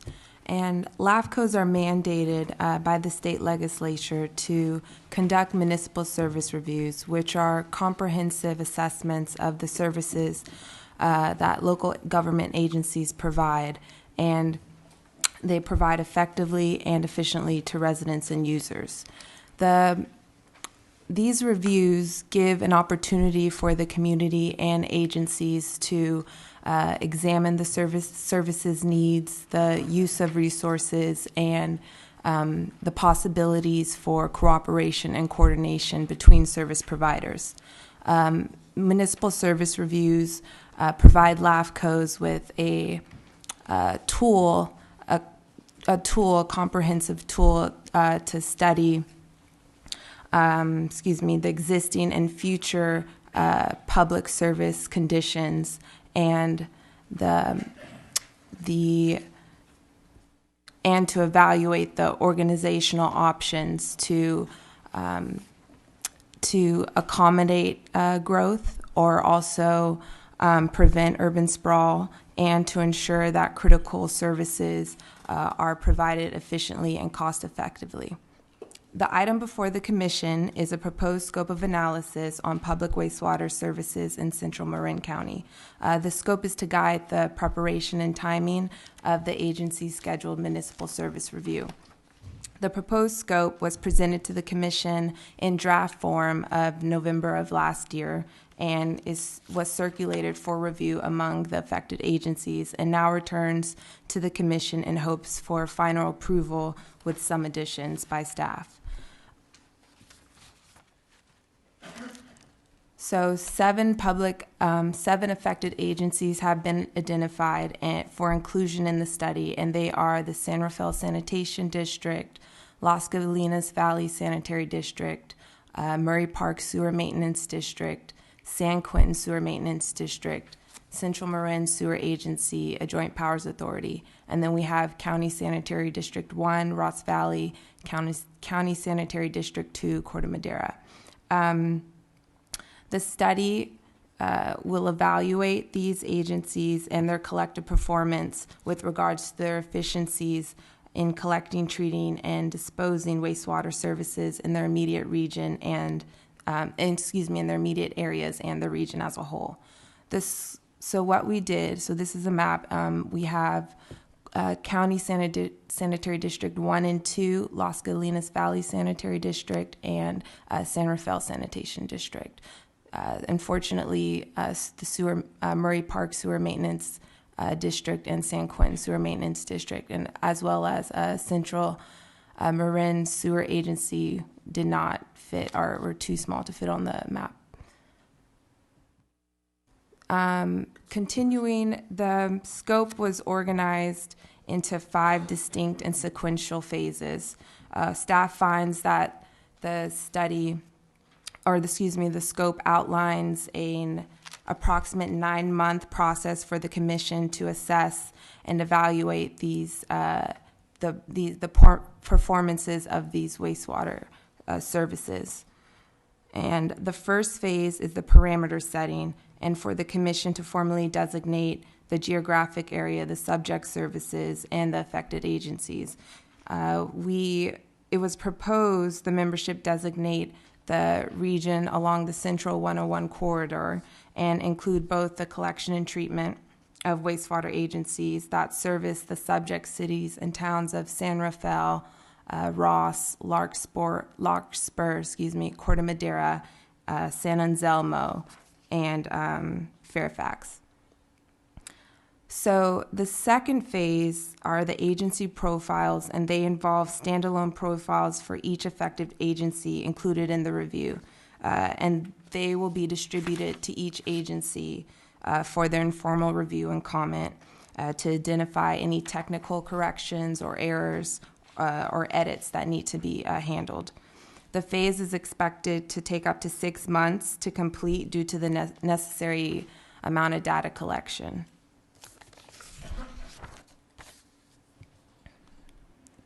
To assist with this phase, staff has formed a technical advisory committee with representatives or more so staff members from each of the affected agencies.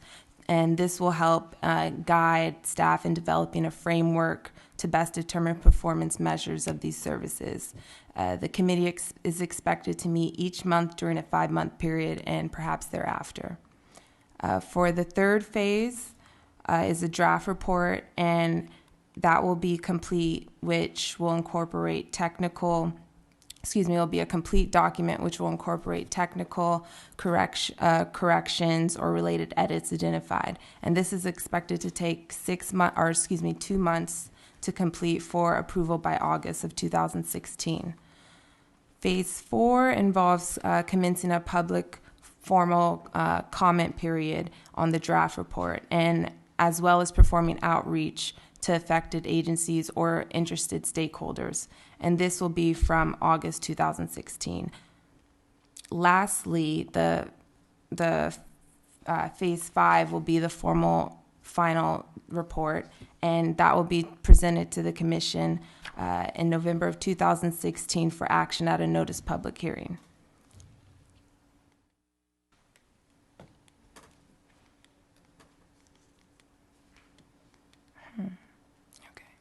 So what we want is to successfully outline a roadmap for the process of this municipal service review. And now staff has created this technical advisory committee to assist staff with necessary data collection. And we're working on currently the agency profiles as part of phase 2 in the scope of analysis. And we have some quick updates to note. Quickly, staff held its first TAC meeting, Technical Advisory Committee TAC meeting, on December 17th and discussed items of interest to take note and possibly include in the study. The TAC also reviewed the draft scope of analysis. The next TAC meeting is scheduled for Friday, January 29th, and will probably consist mainly of analyzing or determining population projections, as well as reviewing the organizational structure of the agencies affected in the study. And staff would also like to include 2 additional factors under the written determinations. The first being reviewing the relationship between the affected agencies' service programs and the land use policies of the 6 subject cities and towns. And we think this would help better understand the decisions around planning and providing these services and the connectivity that exists between these land use authorities and the decisions that these wastewater agencies make. The second focus is to address climate change and specifically consider the impending effects on the infrastructure of these wastewater services and whatever future demands that might ensue due to such effects. For example, we have the drought or El Nino. And so my following recommendation to the Commission would be to accept Alternative Action 1 and approve the proposed scope with any desired changes. And you also have in front of you Alternative Action 2, which would be to continue consideration and provide direction to staff with any additional changes or public review. And at this point, I'm happy to answer any questions or concerns or hear comments. Rachel, thank you.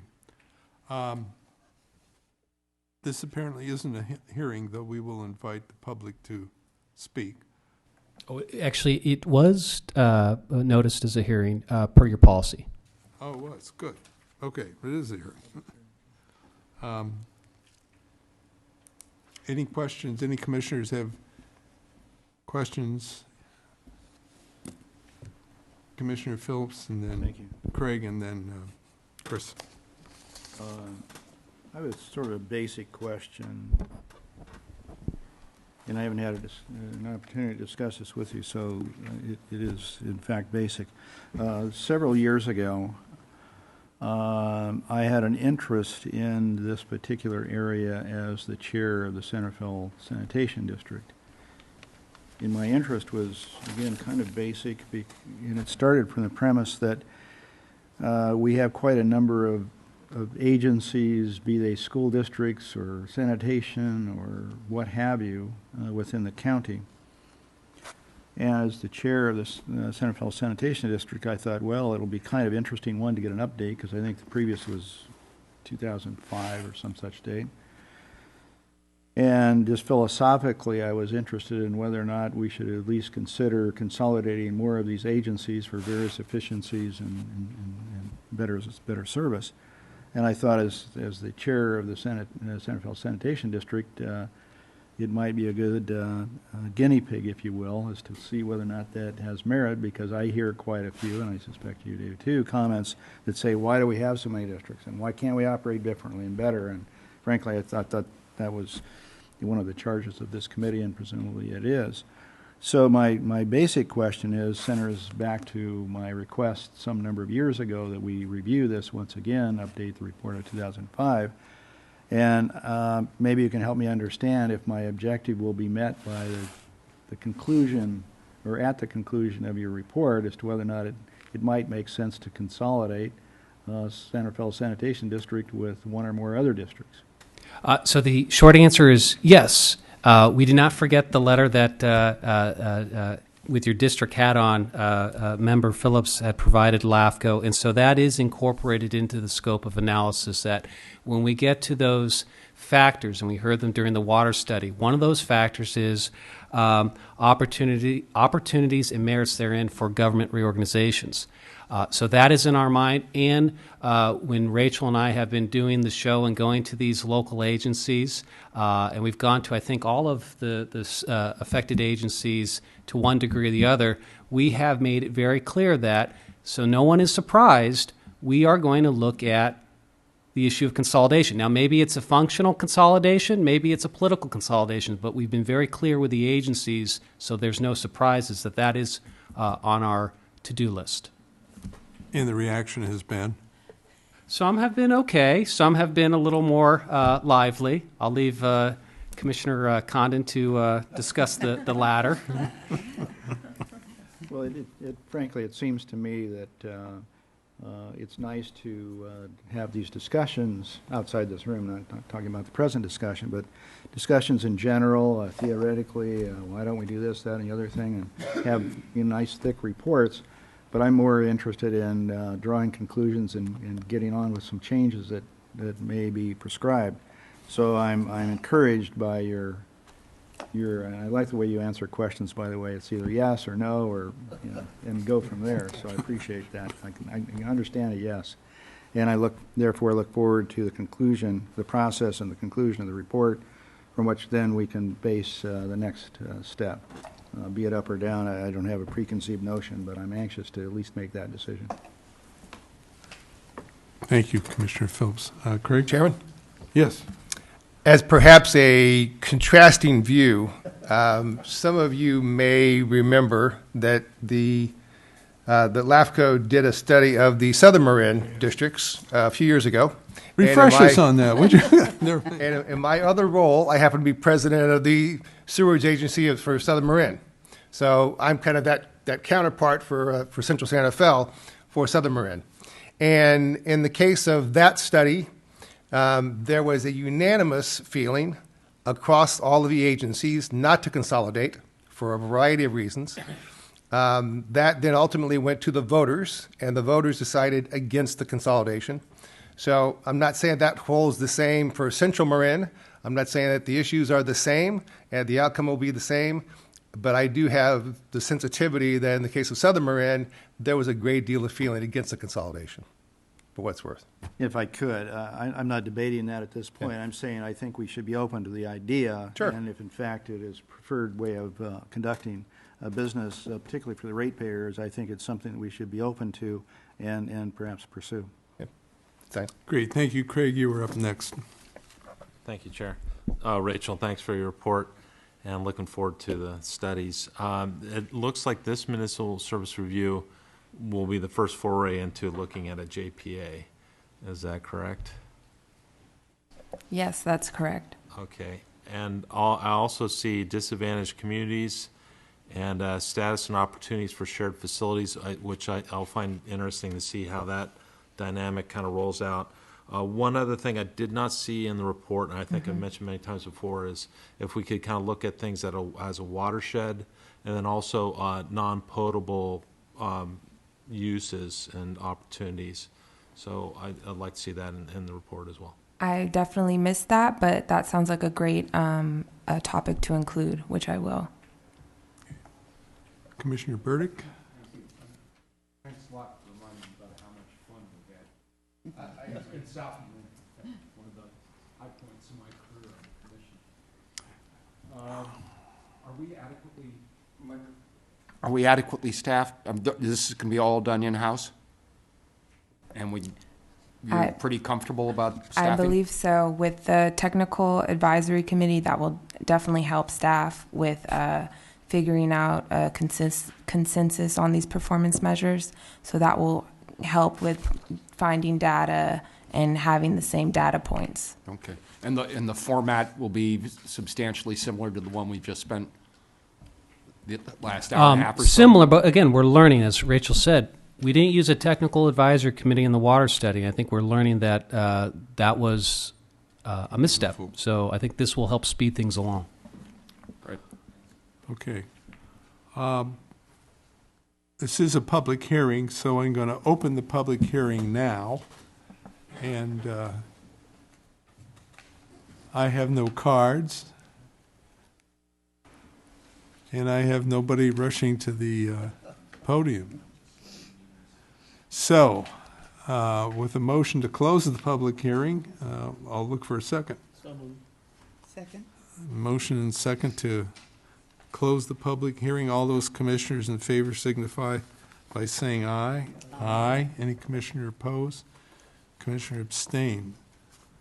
So the hearing's closed, and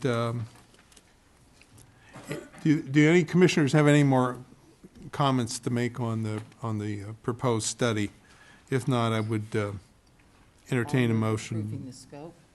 Yeah, to approve the scope. With suggestions as made by the commissioners here this evening, which were all on point. So Commissioner Arnold moves. Do I have a second? And Commissioner Conley seconds. All those in favor signify by saying aye. Aye. Any commissioner opposed? Any commissioner abstain? The motion passes. Rachel, thank you very much. Moving to number 8, which is a reorganization of a sanitation district into another sanitation district, which we had been exposed to in the past, but a past meeting, but it's recommended that the commission approve the applicant's request for continuation, which I see no problem with. No. You need a motion? Well, I'm not sure. I would, Just because it is an open hearing, a motion would be appropriate. it is a hearing. Yeah. I'll move continuation of the item. Second? Got a motion, and I think Commissioner Baker got to the finish line before Commissioner Condon, so he gets the prize of being the seconder. All those in favor signify by saying aye. Aye. Any commissioner opposed? Any commissioner abstain? The matter is continued to our February 11th meeting. I'm going to move quickly to the business items because you will notice that we do have what I hope is a short closed session after this.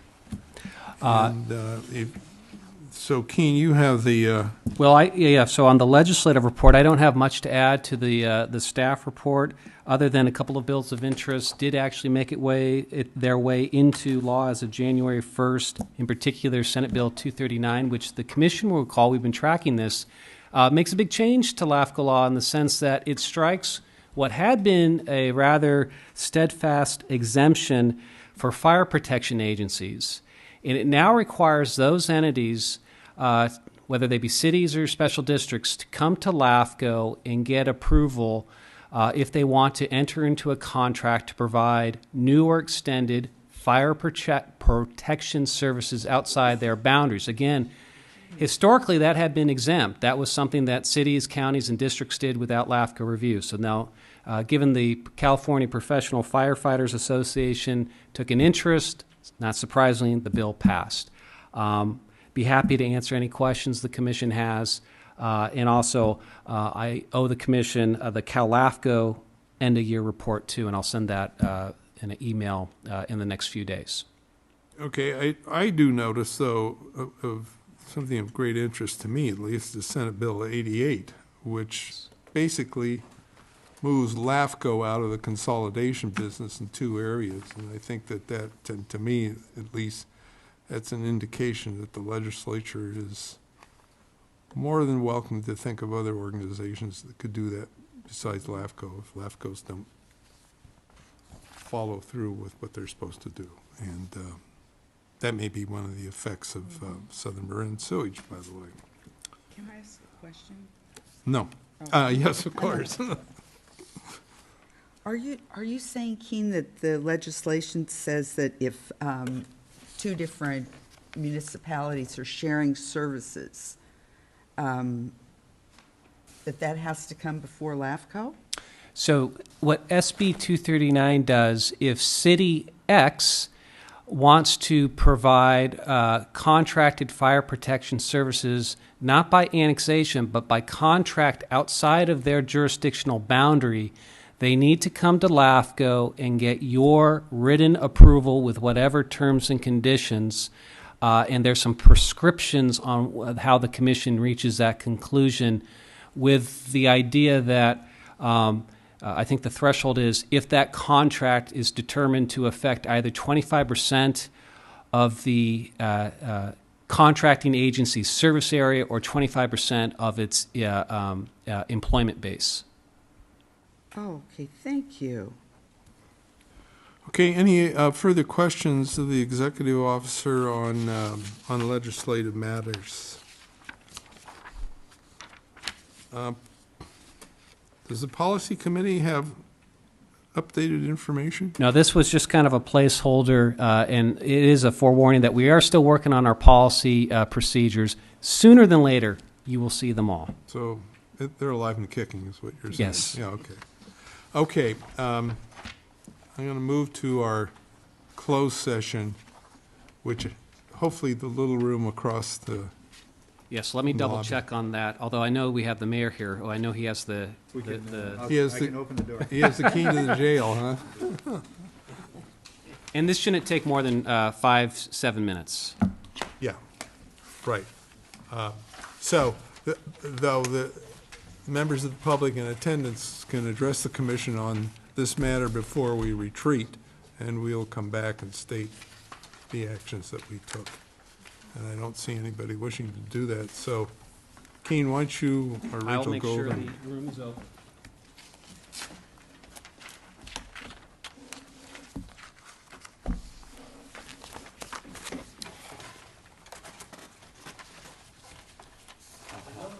Mm, Okay. happy day.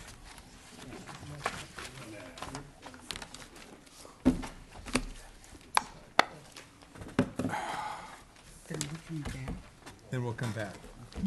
Then we'll be here for hours. Yeah, we'll come, yeah, we'll come back and do our due diligence and adjourn. Then we'll go back out there. Well, we're back in session. I just wanted to report out, we discussed matters that may lead to litigation or some adversarial relationships, and it's more of a briefing, and we'll keep our thumb on the pulse of that situation. Move to the next item, Executive Officer Report. Have you any? Just one that, based on the commission's input on price and terms, the chair and vice chair and staff are getting closer on a office lease negotiation. So hopefully something soon will come out officially as we dot some i's. Good. You'll like this pup tent. It really looks. But that is all. Thank you. Okay. Any commissioner announcement or bequests? Requests? You want our money too? Yeah, right. None? Okay. So with the motion to adjourn to our next meeting, we shall do so at the meeting of February 11th. And I do want to remind you also of the annual workshop or retreat on Wednesday, February 17th at 555 Northgate Drive in San Rafael, our current offices. So is there a motion to adjourn? Mr. Chairman? Yes. What's the timing of that scheduled time? I forgot. 9 o'clock? 9:30. 9:30. Oh, it's on a Wednesday. It's on a Wednesday, February 17th, Okay. 9:30 to 1. Okay. Now, we still need a motion to adjourn, So moved? and we have a second. We are adjourned.